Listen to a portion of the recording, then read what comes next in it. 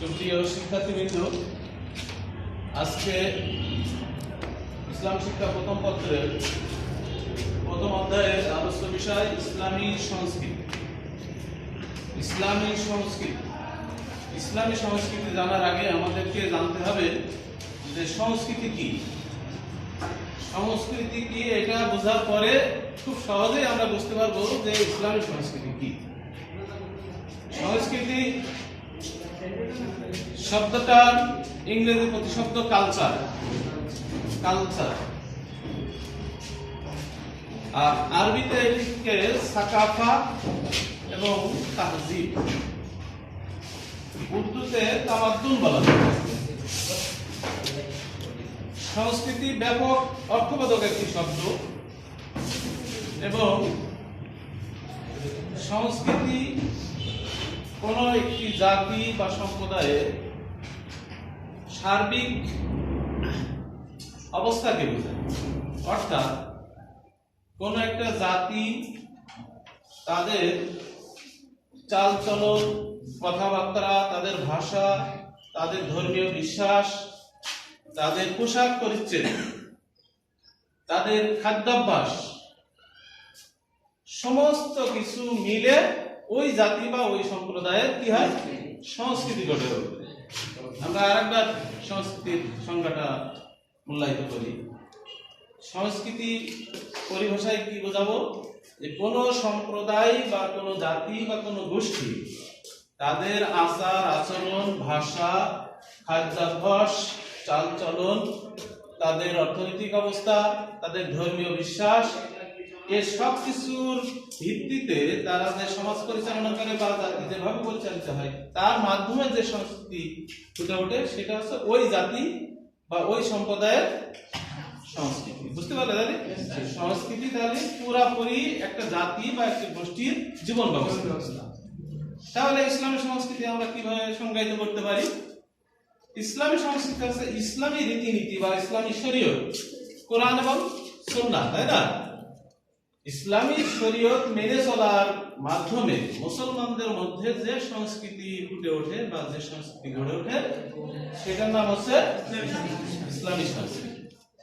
সংস্কৃতি কিন্তু প্রত্যেকটা জাতির বা প্রত্যেকটা সম্প্রদায়ের তারা যেভাবে ওঠা বসা করে, তারা যেভাবে জীবন ধারণ করে সেটাই হচ্ছে তাদের সংস্কৃতি। আমাদের দেশে বাঙালি ছাড়াও বিভিন্ন উপজাতি আছে, তাই না?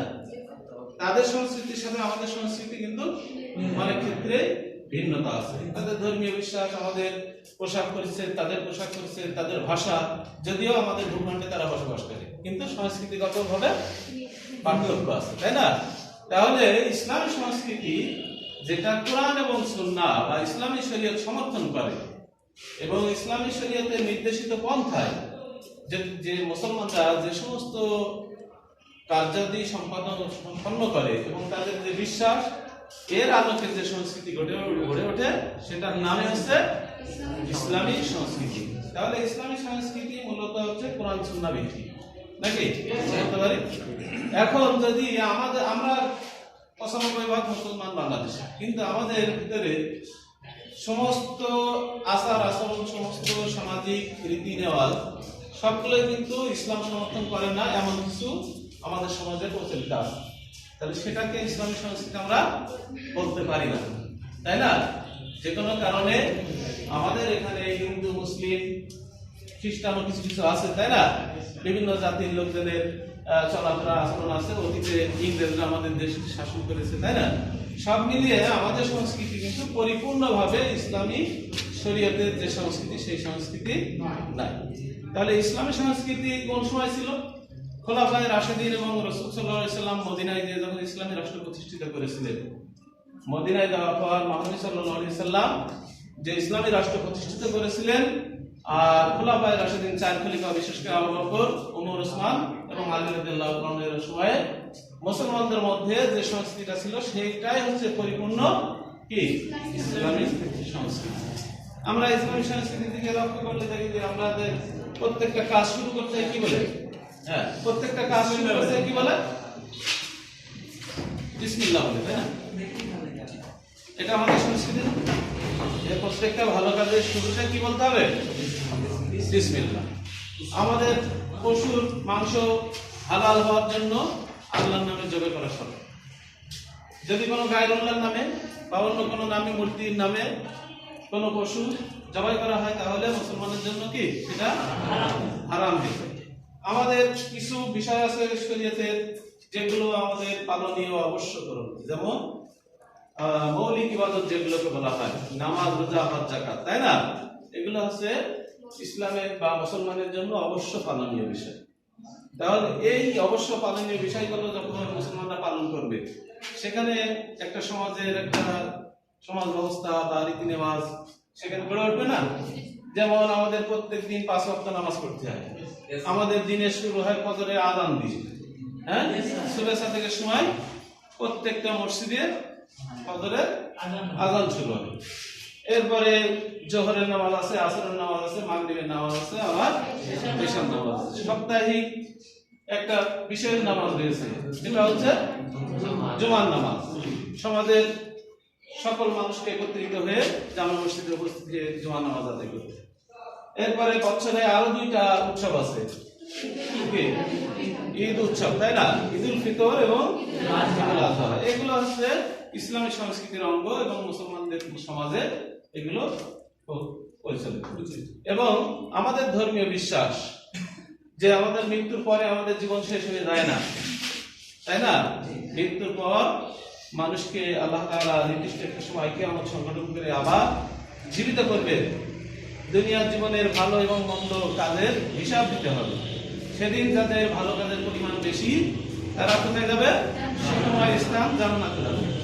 আর যাদের খারাপ আমল বা গুনাহের ভাগ বেশি, ভালো কাজের পরিমাণ কম, তারা জাহান্নামে যাবে, কঠিন শাস্তির জায়গা। এই সমস্তগুলো আমাদের কি ধর্মীয় বিশ্বাস। কিন্তু সব জাতির, সব মানুষের তো এই ধরনের বিশ্বাস নেই। আমরা ইমানে মুফাসসালে যে বিষয়গুলো পড়ি, আমানতু বিল্লাহি ওয়া মালাইকাতিহি ওয়া কুতুবিহি ওয়া রাসূলিহি ওয়াল ইয়াউমিল আখিরি ওয়াল কদরি খাইরিহি ওয়া শাররিহি মিনাল্লাহি তাআলা ওয়াল বাসি বাদাল মাউত, এখানে যে 6টি বা 7টি বিষয় রয়েছে, এইগুলো আমাদের হচ্ছে প্রত্যেকটা মুসলিমের ধর্মীয় বিশ্বাস। হ্যাঁ, প্রথমত আমরা আল্লাহকে বিশ্বাস করি, ফেরেশতাগণকে বিশ্বাস করি, রাসূলগণকে বিশ্বাস করি, আসমানি কিতাব সমূহ হযরত আদম আলাইহিস সালাম থেকে শুরু করে হযরত মুহাম্মদ সাল্লাল্লাহু আলাইহি সাল্লাম পর্যন্ত যে সমস্ত আসমানি কিতাব নাযিল হয়েছে সবগুলোকেই আমরা বিশ্বাস করি। এরপরে মানুষের মৃত্যু হবে, তাকদীর বলে একটা জিনিস আছে যেটা আল্লাহ নির্ধারণ করে রেখেছেন, ভালো এবং মন্দ, মানুষের হায়াত, মওত, রিজিক এগুলো তাকদীরে লেখা আছে, সেই অনুযায়ী সংগঠিত হয়ে থাকে। হ্যাঁ, তারপরে মৃত্যু সংগঠিত হবে, মৃত্যুর পর পুনরুত্থান, এগুলো আমরা বিশ্বাস করি। এগুলো ইসলামী সংস্কৃতির একটা অংশ। শেষ করি।